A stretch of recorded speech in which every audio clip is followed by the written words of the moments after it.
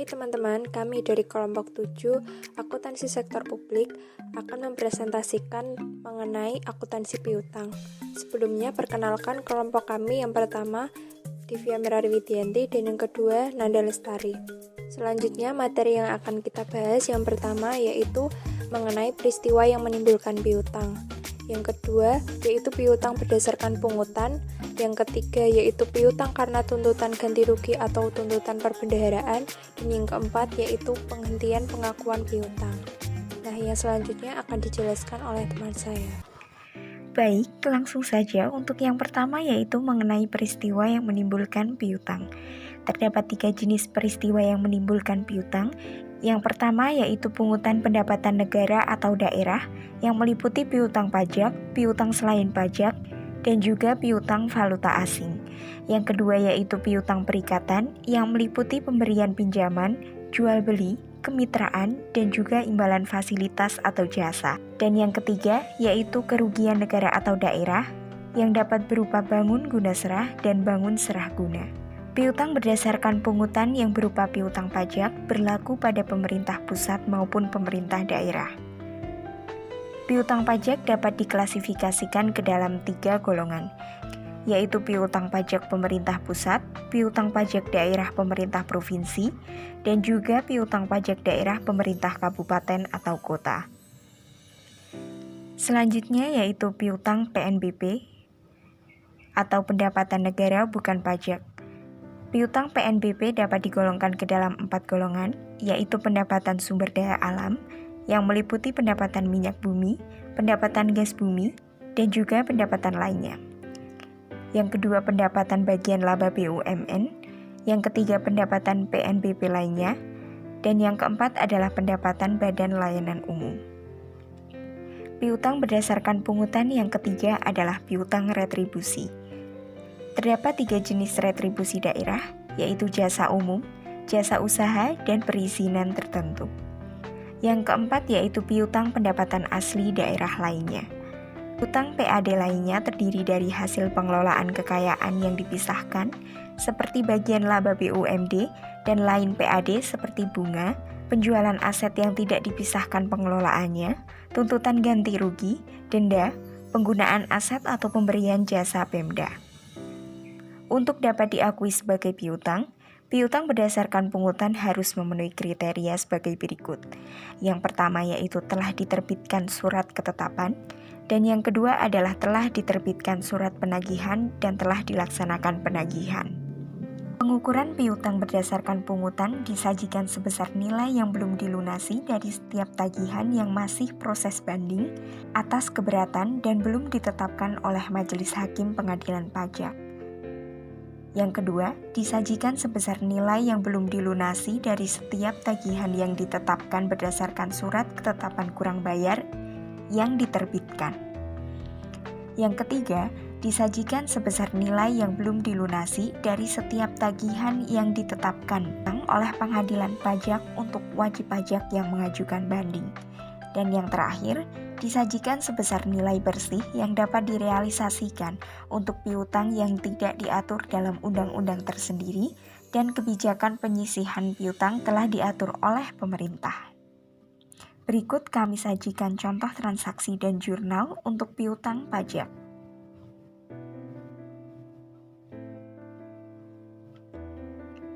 Selanjutnya yaitu untuk piutang PNBP.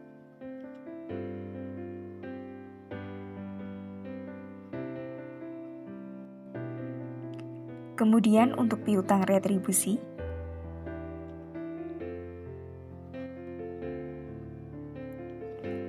dan piutang untuk pendapatan asli daerah lainnya.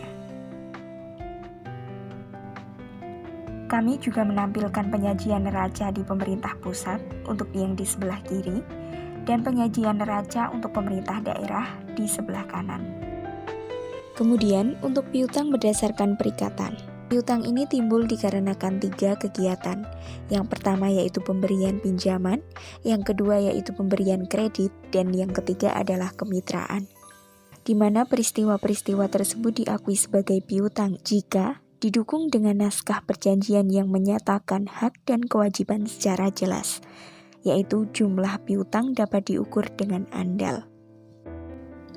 Pengukuran piutang perikatan untuk peristiwa pemberian pinjaman dinilai dengan jumlah yang dikeluarkan dari kas negara atau daerah, dan atau apabila berupa barang atau jasa, harus dinilai dengan nilai wajar pada tanggal pelaporan atas barang atau jasa tersebut.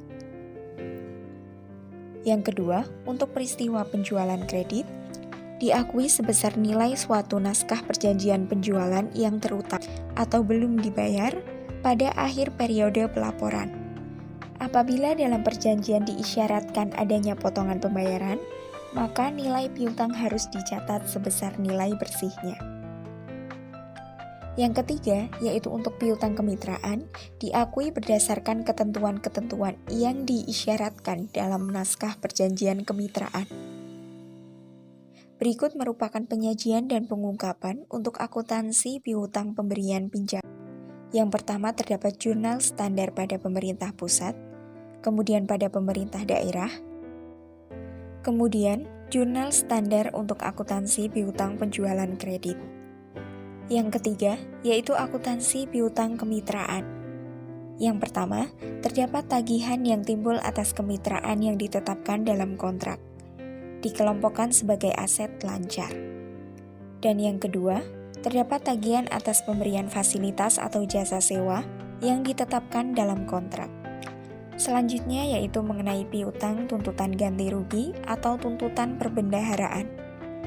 Piutang yang berasal dari tuntutan ganti rugi adalah piutang yang timbul karena pengenaan ganti kerugian negara atau daerah kepada pegawai negeri bukan bendahara sebagai akibat langsung ataupun tidak langsung dari suatu perbuatan melanggar hukum yang dilakukan oleh pegawai tersebut atau kelalaian dalam pelaksanaan tugas yang menjadi kewajibannya.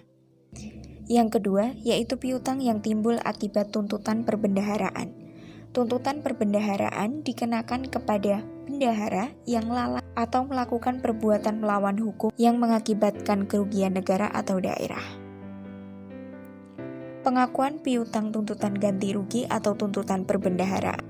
Diperlukan adanya SKTJM atau Surat Keterangan Tanggung Jawab Mutlak yang merupakan surat keterangan tentang pengakuan bahwa kegiatan negara tersebut menjadi tanggung jawab seseorang dan bersedia mengganti kerugian tersebut. Pengakuan piutang ini baru dilakukan setelah terdapat surat ketetapan. Selanjutnya yaitu pengukuran piutang tuntutan ganti rugi atau tuntutan perbendaharaan.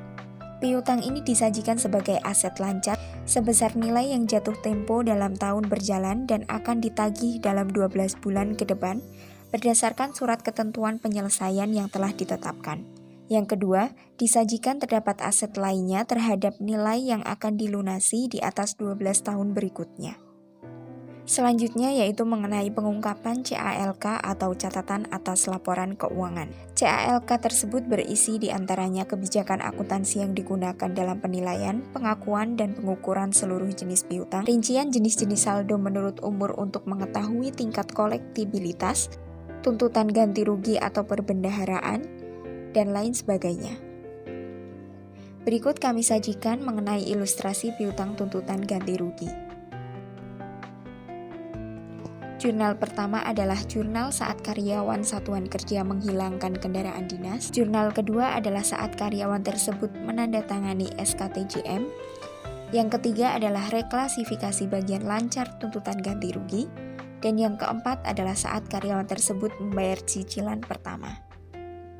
Selanjutnya kami sajikan ilustrasi piutang tuntutan perbendaharaan.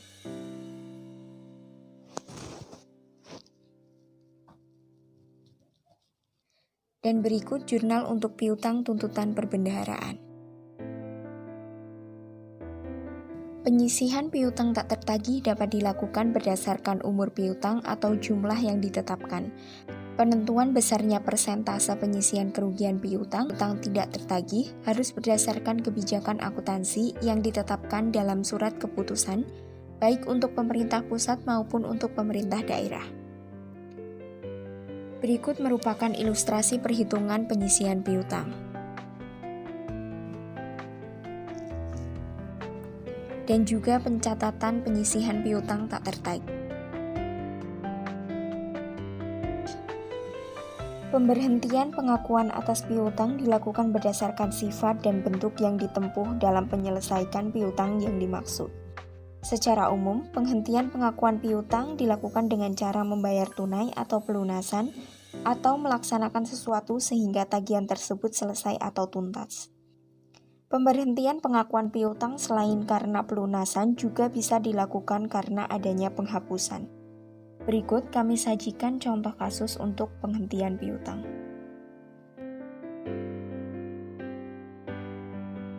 Sekian yang dapat kami sampaikan. Apabila ada kesalahan kami mohon maaf. Sampai jumpa di lain kesempatan. Terima kasih.